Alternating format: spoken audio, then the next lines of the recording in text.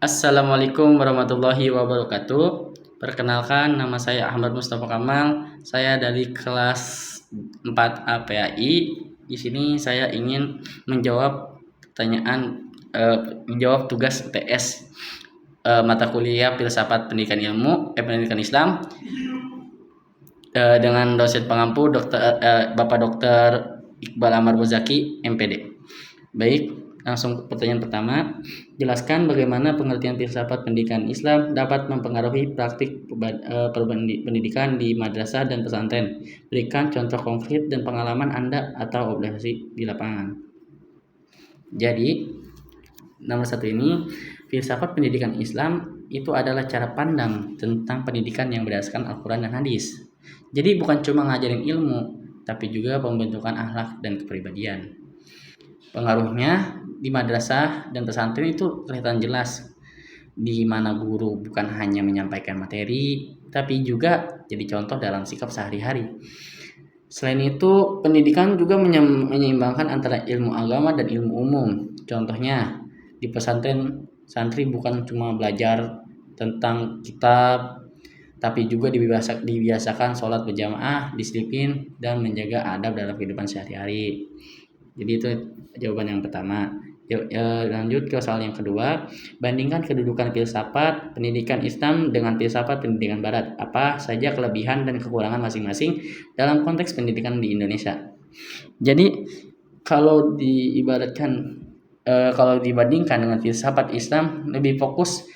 Jadi filsafat Islam itu lebih fokus pada keseimbangan dunia dan akhirat, serta menekankan nilai moral dan spiritual. Lalu sementara filsafat pendidikan Barat lebih fokusnya pada rasionalitas, kebebasan berpikir dan perkembangan ilmu pengetahuan. Nah, kelebihan pendidikan Islam adalah kuat dalam pembentukan akhlak, tapi kadang kurang fleksibel dalam menghadapi perkembangan zaman. Sedangkan pendidikan Barat unggul dalam sains dan teknologi, tapi sering kurang dalam nilai moral. Jadi, menurut saya, di Indonesia ini sebaiknya kedua pendekatan ini dipadukan.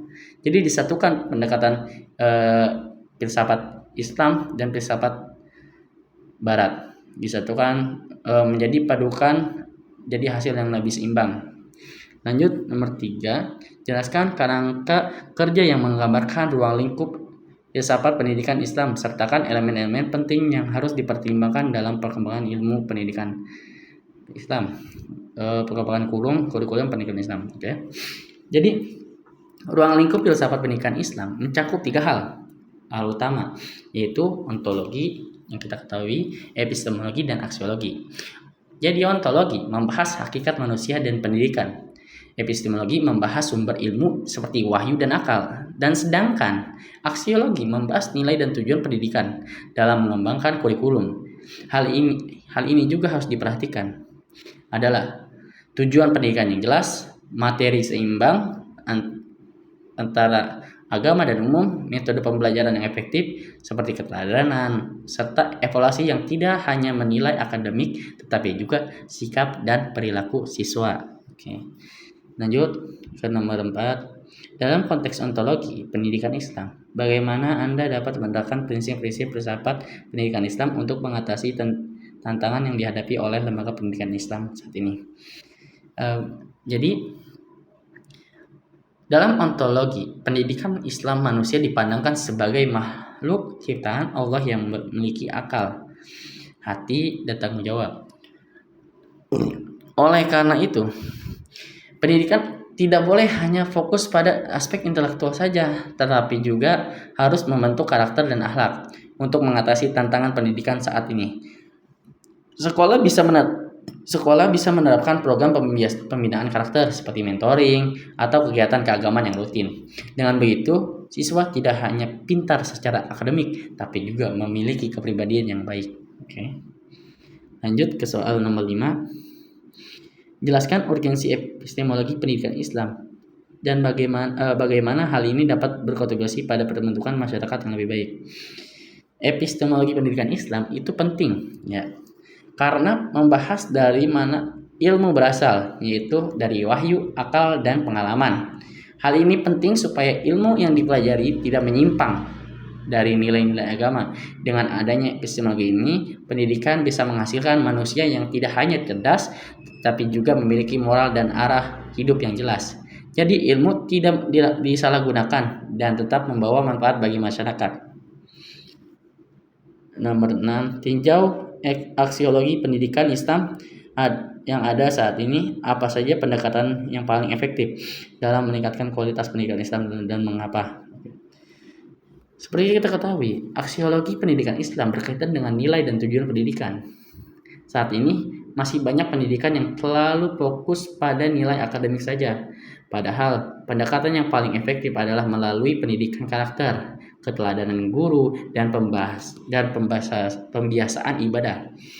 Hal ini efektif karena nilai-nilai lebih mudah dipahami dan diterapkan jika dicontohkan langsung dalam kehidupan sehari-hari, bukan hanya diajarkan secara teori saja. Lalu nomor 7, jelaskan rancangan program pendidikan yang akan Anda buat yang mengintegrasikan hakikat manusia dan hakikat pendidikan dalam konteks pendidikan Islam. Apa saja komponen utama yang harus ada dalam program tersebut. Oke. Nomor 7 ini, rancangan program pendidikan dalam Islam menurut saya harus menggabungkan hakikat manusia sebagai makhluk berakal dan beriman dengan tujuan pendidikan untuk membentuk manusia seutuhnya. Jadi komponen utama yang harus ada tuh meliputi tujuan pendidikan yang jelas, materi yang mencakup ilmu agama dan ilmu umum, metode pembelajaran seperti diskusi dan praktik, kegiatan pendukungnya seperti ibadah.